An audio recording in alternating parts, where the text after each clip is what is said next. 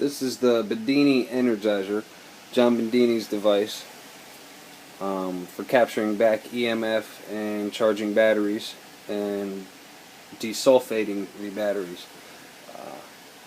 What we got here is a deep cycle battery that was completely sulfated. This battery will not take a charge on a conventional charger.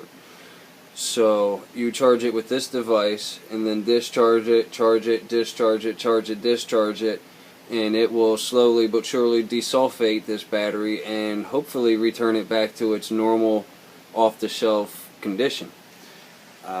This is the second run on this battery, and right now we're pushing the voltage on it up to what, 13.32, 31, in that range.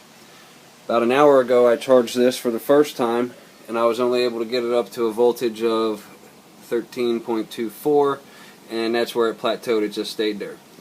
I put a 2 amp load on it with this little electric cooler here, and it ran the battery voltage down within a minute to way less than 10 volts. When it started, it dropped down to less than 10 volts. So it didn't have any capacity in it whatsoever. But I let it run down to about 6 volts anyways, shut it off, let it rest for about a half hour until the voltage climbed back up to about 12.1. Put it back on the wheel, started it up, and within about 15 minutes we're higher than where I started the first time. So right now we're showing some of the effects of this desulfation, possibly. I'm not sure, but we're going to continue this, and I'll be back with some updates here, and we'll see where we're at. Here we are on day 2 of this deep cycle battery rejuvenation. Here's my quick chart here I've been keeping on. This is charge 1, charge 2, charge 3, and so on. And you can see after each consecutive charge and discharge, I'm able to push the battery voltage a little higher each time I go. I'm on charge 6 now, and charge 5 I was able to top out at 13.42, and at my 6th time charging I am a couple tenths higher. So we'll keep this up and we'll see what happens with it. On this Energizer, you may have noticed a heatsink on this one transistor. What I believe is happening here is when I wound this coil, one wire was too short. So I stripped some insulation back on it, soldered it together, and kept winding it. And I did not recoat the places where I sanded and soldered with nail polish or enamel or something like that. So what I think is happening is that one wire is getting a lot higher voltage spike back to the transistor, and that transistor is doing a majority of the work.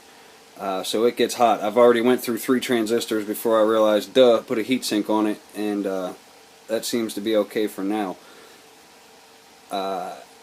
I built this before I actually went and bought the downloadable books from John Bedini and Tesla Chargers, the SSG Beginners and the Intermediate.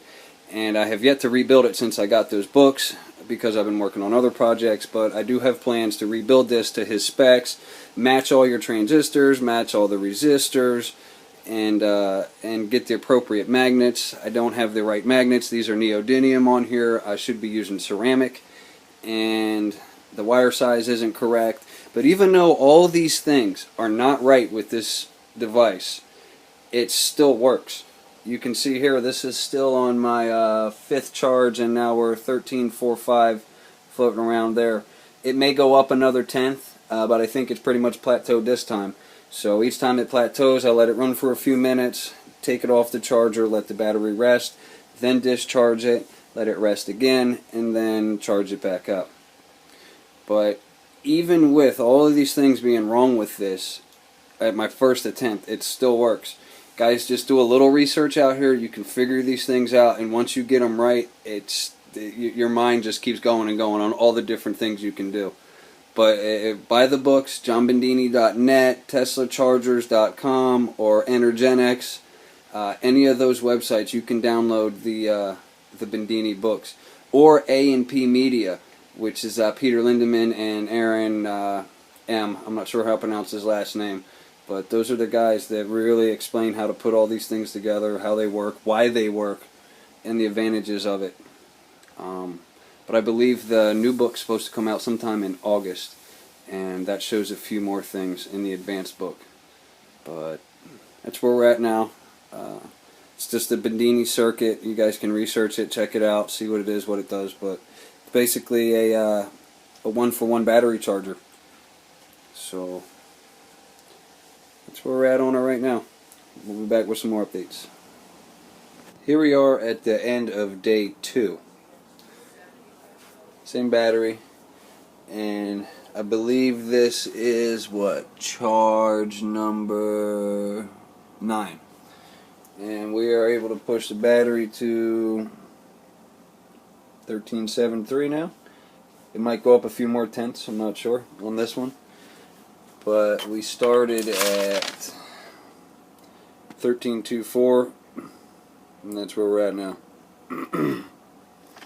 Oh, I also noticed this, some interesting things with capacitors. If I put these capacitors in line with this circuit, well, in parallel, okay, the voltage will go down a considerable bit here, but the speed of my wheel will go up, hell, at least 100 RPM, somewhere in there. The thing starts flying. Watch this. I put the cap on, see the voltage drops. I can hear a change in the coil.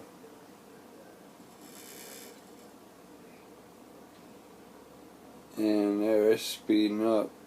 It damn near doubles in speed.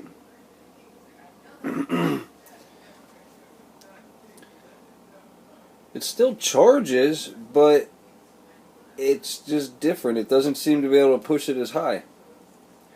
I have no idea what's going on with that. But that's the update for day 2. And we'll check back in on day 3. Midway through day 3, able to push the battery voltage, I don't know, we might hit 14.2 by the time this one's done. Quick view of the chart. Each consecutive charge, there's a steady increase, so something's happening here. Alright, we'll be back with some more.